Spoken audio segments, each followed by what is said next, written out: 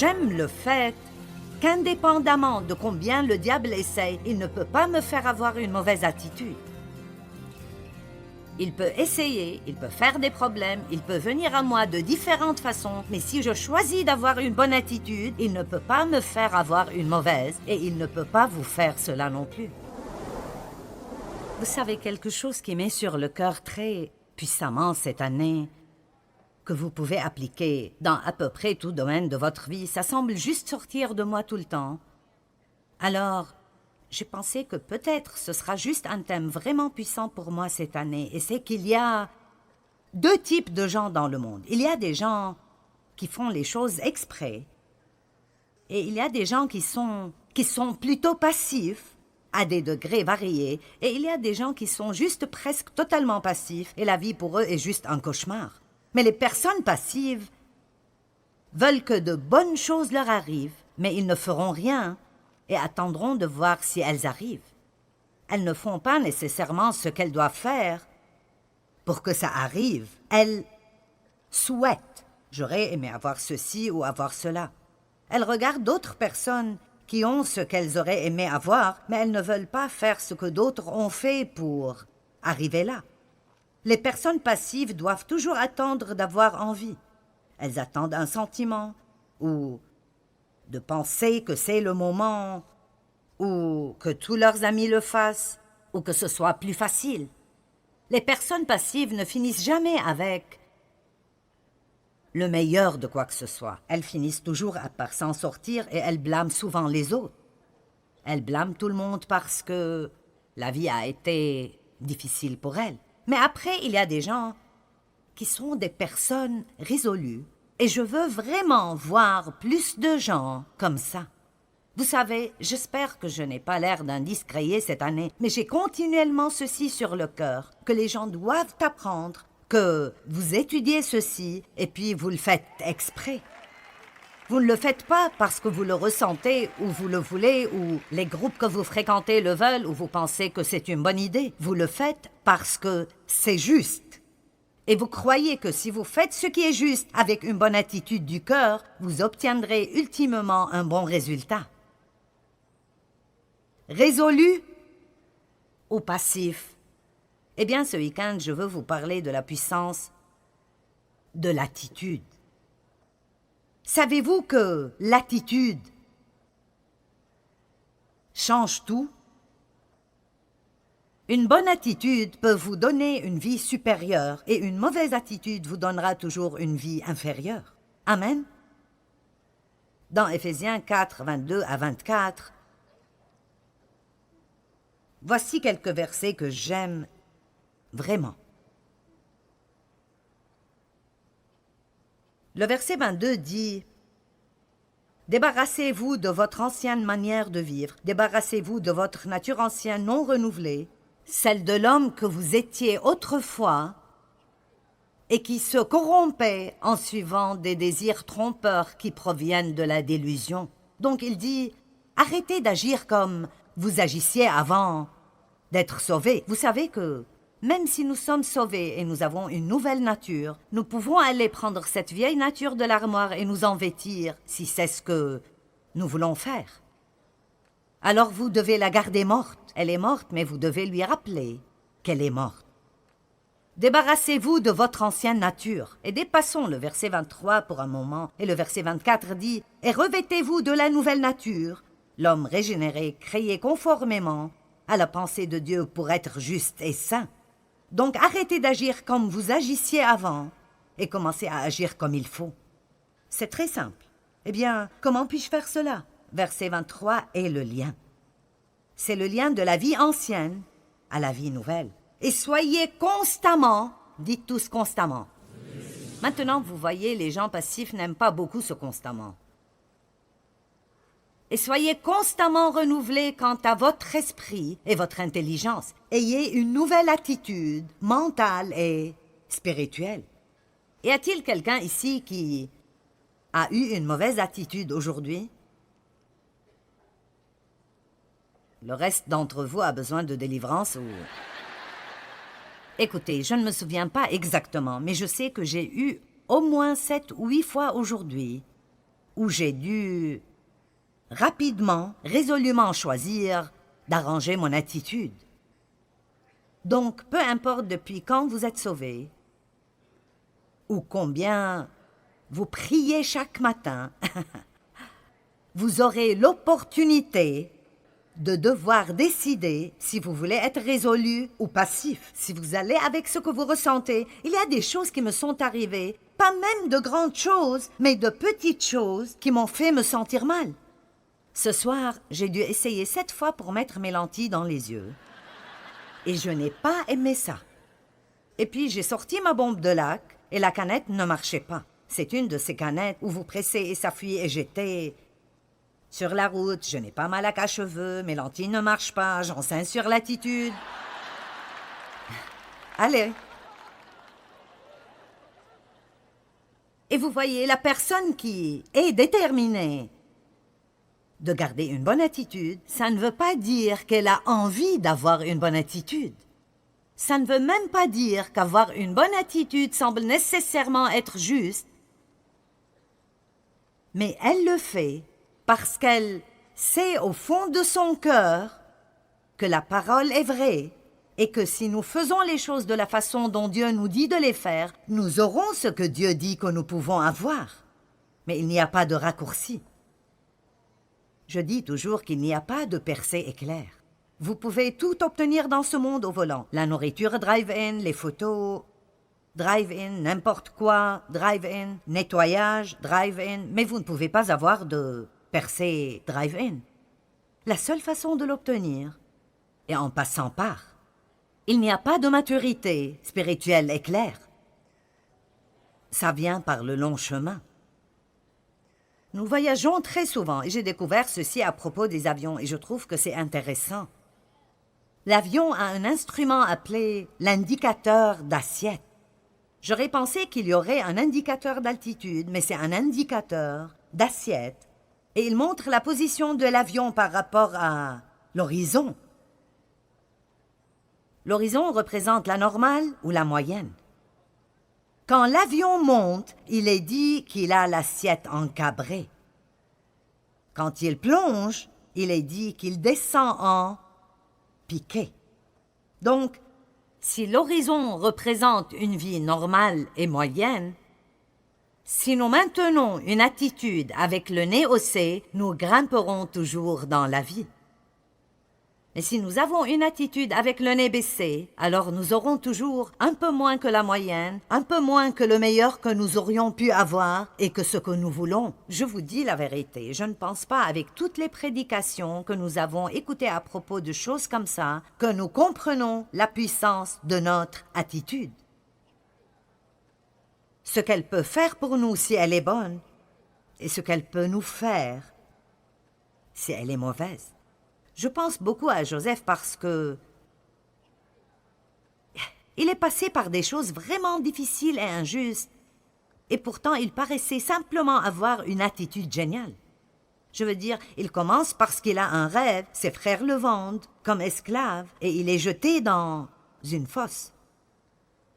Mais des années plus tard, même après 13 ans passés en prison pour quelque chose qu'il n'a pas fait, et après être passé par plusieurs différentes situations où il a été traité vraiment mal, et ce n'était pas une seule situation, mais plusieurs situations où il a été maltraité. Avez-vous déjà été dans des situations où vous avez été traité mal et injustement? Amen. Et pourtant, il finit dans le palais. Et je pense que parfois, j'aurais aimé que la Genèse dise plus à propos de combien c'était difficile pour lui. Elle ne dit pas beaucoup. Et si vous le prenez comme il est, il semble qu'il était juste, naturellement, aussi content. Un homme merveilleux pour qui tout était facile. C'était facile pour lui d'avoir une bonne attitude. Mais il y a un verset dans le psaume 105 qui nous donne un indice, qui montre que c'était peut-être un peu plus difficile que ça paraissait, et c'est le psaume 105, 17 et 18. Psaume 105, 17 et 18. Il envoya devant eux un homme, Joseph, vendu comme esclave. Maintenant, écoutez. On chargea ses pieds de chaînes, son cou d'un carcan de fer. Son âme entra dans les fers. Maintenant, certains de vous ne comprennent probablement pas cela. Mais si vous êtes passé par là, alors vous comprenez cela. Parce que ce qui est dit est que ce qui l'a traversé l'a blessé si profondément qu'il n'avait vraiment aucune façon d'en parler. Et ce qu'il a traversé, l'emprisonnement, les gens qui ont menti à son propos, ce que ses propres frères lui ont fait, savoir ce que son père devait ressentir, toutes les choses par lesquelles il est passé, ça a fait quelque chose dans son âme. Et au lieu de ses fers qui étaient sur ses poignets et ses chevilles pour le contrôler, son âme est devenue comme du fer et il a pu faire la volonté de Dieu. Mais laissez-moi vous dire quelque chose. Quiconque traverse la vie et maintient une bonne attitude, c'est quelque chose que vous allez devoir faire exprès. Vous ne pouvez pas être passif, ça doit être avec résolution. Et nous le faisons pour la gloire de Dieu, pas juste pour obtenir une récompense. Vous savez, les gens me demandent tout le temps dans ma position, « Eh bien, qu'est-ce que tu espères pour cette année? Que sera le thème principal de ton enseignement cette année? » Je dis, « Ce sera comme ça a toujours été, grandissez. » Parce que je crois que c'est ce que Dieu veut pour son Église. Il veut que nous soyons capables de sortir dans le monde et de vivre une vie qui le représente. Ça ne fait aucune différence ce que nous faisons ici. C'est ce que nous faisons dehors qui fait toute la différence. Et vous savez, c'est facile quand la musique est bonne et vous avez de merveilleux prédicateurs et toutes ces choses merveilleuses qui arrivent. C'est génial de juste être content et d'être heureux. Mais la vérité est que vous devrez retourner chez vous. Je suis désolée, mais ça va se terminer. Et vous devrez aller à la maison. Et c'est là qu'il faut que ça marche. C'est là que ça doit vouloir dire quelque chose. Est-ce que quelqu'un peut dire Amen? L'indicateur d'assiette ou la position de l'avion peut être changé par le pilote par un simple ajustement. Et si vous avez un indicateur encabré, gardez-le. Mais si vous avez un indicateur en piqué, j'aimerais vous encourager de prendre une décision ce soir que vous n'allez pas retourner avec un indicateur en piqué et que vous allez faire un ajustement d'attitude avant de quitter cet endroit, simplement en prenant une décision que les choses sont comme elles sont, mais je vais apprendre à être victorieux malgré tout.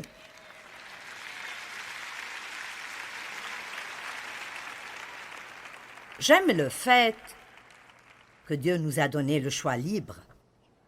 J'aime le fait qu'indépendamment de combien le diable essaye, il ne peut pas me faire avoir une mauvaise attitude. Il peut essayer, il peut faire des problèmes, il peut venir à moi de différentes façons, mais si je choisis d'avoir une bonne attitude, il ne peut pas me faire avoir une mauvaise et il ne peut pas vous faire cela non plus. Amen.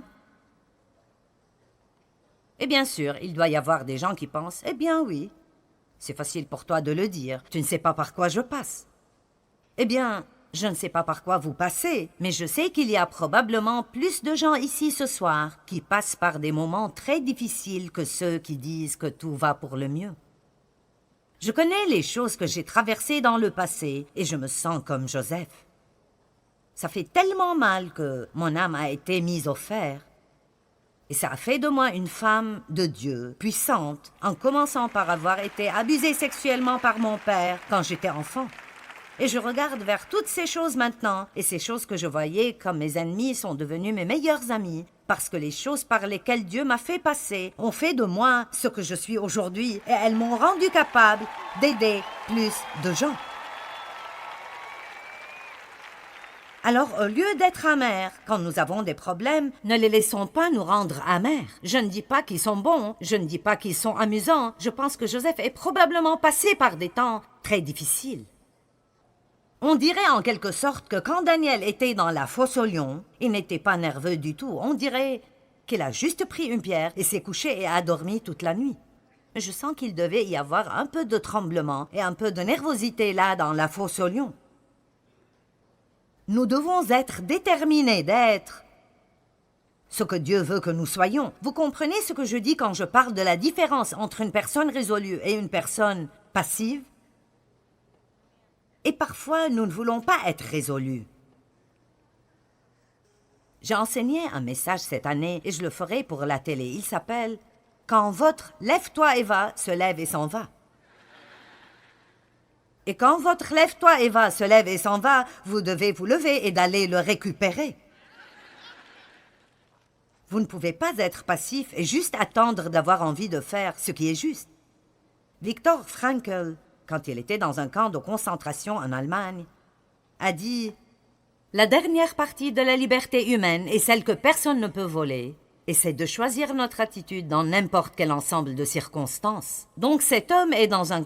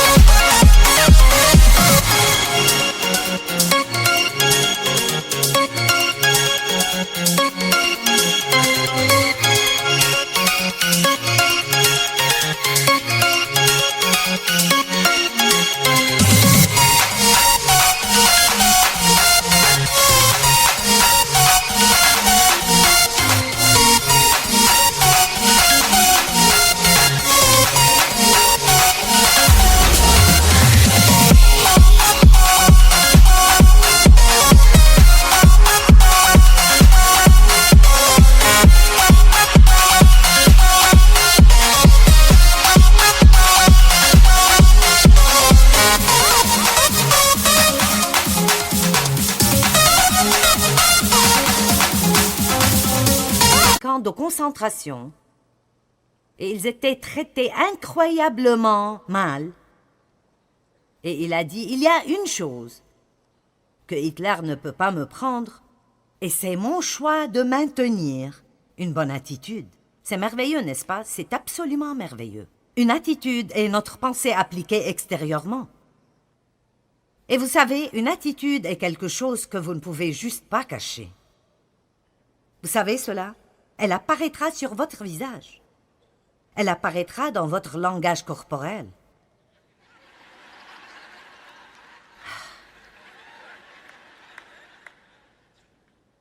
Une attitude, si vous pensez que quelque chose que quelqu'un vient de faire ou de dire est stupide, si vous n'ouvrez pas la bouche, voici ce qu'on fait.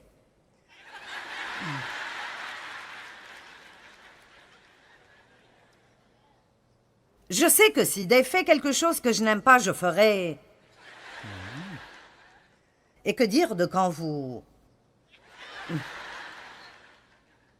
Donc, quand l'attitude y est, elle apparaîtra.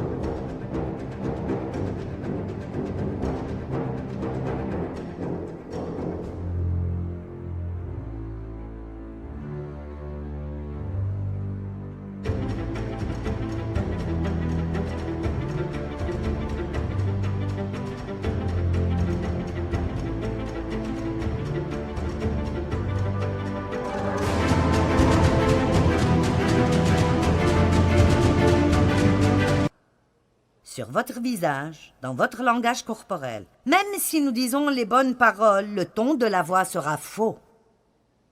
Je me souviens de quand Dieu me parlait beaucoup à propos d'être une épouse soumise. Et comme c'était difficile pour moi. Et alors, je suis finalement arrivée au point où quand Dave me disait de faire quelque chose que je ne voulais pas faire, je disais « Oui, chérie ».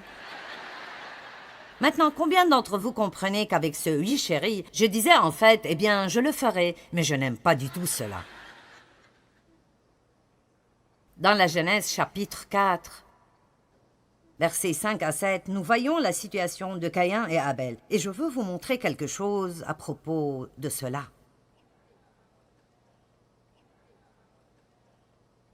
Mais il ne porta pas un regard favorable sur Caïn et sur son offrande. Caïn fut très irrité et son visage fut abattu. Maintenant, vous voyez, quelque chose arrivait dans son cœur qui se montrait sur son visage. Vous voyez, c'était dans son cœur, mais se manifestait sur son visage. Il était irrité et indigné, et alors il est devenu abattu et déprimé.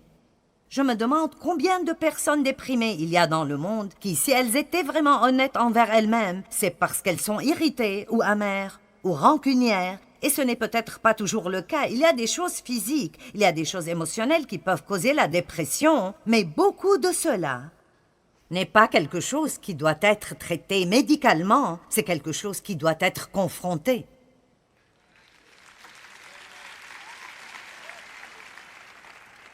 Pas tout cela, mais beaucoup de cela. Caïn fut très irrité et son visage fut abattu. Et l'Éternel dit à Caïn, « Pourquoi es-tu irrité et pourquoi ton visage est-il abattu et renfrogné ?» Maintenant le verset 7, « Certainement si tu agis bien, tu relèveras ton visage. Et si tu agis mal, le péché se couche à la porte et ses désirs se portent vers toi. Mais maintenant regardez ceci, mais toi domine sur lui. » Alors c'est la responsabilité de qui de dominer sur la tentation, de dominer sur le péché? C'est la nôtre, mais pas sans l'aide de Dieu. Vous voyez, le fait est que Dieu nous a équipés pour faire ce qui est juste. Dites, je peux faire ce qui est juste. Dites-le comme si vous le croyez. La vérité est qu'en tant qu'humains, nous ne voulons pas vraiment faire face à cela parce que nous voulons penser que nous ne pouvons rien y faire.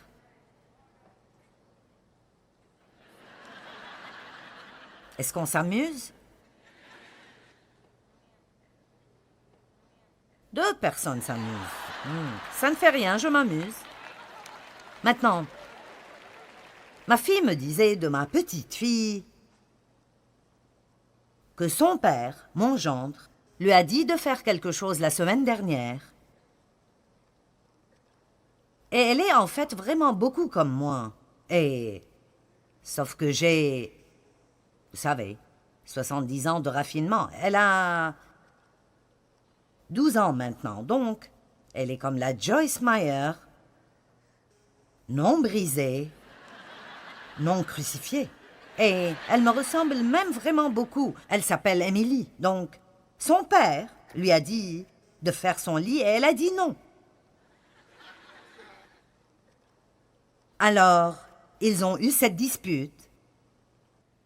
Et elle ne s'excusait jamais, elle ne s'excusait pas. Eh bien, ma fille a dit qu'elle a remarqué que toute la journée, elle était déprimée et de mauvaise humeur, juste déprimée tout le temps. Finalement, après 5 heures cet après-midi, elle est allée chez son père et elle a dit qu'elle était désolée. Et Laura a dit, j'ai remarqué qu'immédiatement, toute son humeur a changé et elle est devenue heureuse de nouveau. Maintenant, quel message est-ce? Comme il y avait toujours quelque chose en elle qui n'était pas résolu. Allons maintenant, si vous êtes mécontent aujourd'hui, peut-être que vous devriez regarder ce que vous avez fait hier et dont vous ne vous êtes pas occupé. Une nuit, je ne pouvais pas dormir. Il était près de 5 heures du matin et je dors normalement plutôt bien. Alors là, finalement, je me suis levée et j'ai dit, Dieu, qu'est-ce qui cloche? J'aurais dû demander à 10 heures du soir. Et immédiatement, il m'a montré quelque chose que j'ai fait le jour précédent quand j'ai maltraité quelqu'un et que je devais me repentir et m'excuser. Je lui ai demandé de me pardonner. Je lui ai dit, aussitôt que je peux faire un téléphone le matin, je m'excuserai et je suis retournée dormir. Vous savez quoi? Dieu nous aime trop pour nous laisser seuls dans notre situation et il continue de nous poursuivre et jusqu'à ce que nous décidions de faire les choses à sa façon. Dieu a une vie où nous grimpons et nous devons avoir une attitude avec le nez vers le haut si nous voulons jouir de la vie qu'il veut que nous ayons. Je veux que vous montiez tous plus haut dans cette nouvelle année. Nous sommes la tête et pas la queue. Nous sommes au-dessus et pas au-dessous. Nous pouvons prêter et ne jamais avoir à emprunter. Pas avec une attitude avec le nez baissé, Mais nous devons avoir une attitude avec le nez haussé. Et chaque jour, tous les jours, chacun d'entre nous devra choisir de nous sentir désolé envers nous-mêmes ou d'avoir une bonne attitude. Chacun d'entre nous. Le choix vous appartient, le choix m'appartient. La meilleure façon de maintenir une bonne attitude dans toute situation est de réaliser à l'avance que tout dans la vie n'ira pas nécessairement de la manière que nous désirons et nous devons juste prendre une décision qu'à travers Christ nous pouvons être heureux et satisfaits et avoir une bonne attitude quelle que soit notre situation. C'est ce que Jésus a fait et c'est ce qu'il nous encourage à faire. L'apôtre Paul n'a jamais prié pour les gens pour que tous leurs problèmes disparaissent. Il priait pour qu'ils puissent toujours maintenir un bon tempérament, quelle que soit leur situation présente. Et tout cela arrive d'après la façon dont nous pensons aux choses. Si je me lève le matin et je suis déterminé que tout arrivera comme je veux, et ça se fera de cette façon ou pas du tout, alors j'aurai probablement une mauvaise journée. Mais si je me réveille et je fais un peu de réflexion en avance, Dieu, voici les choses que je voudrais voir arriver. Je prie pour qu'elles arrivent. Mais je sais aussi qu'à travers toi, je peux faire tout ce que j'ai besoin de faire et je veux te glorifier et bien te présenter aujourd'hui.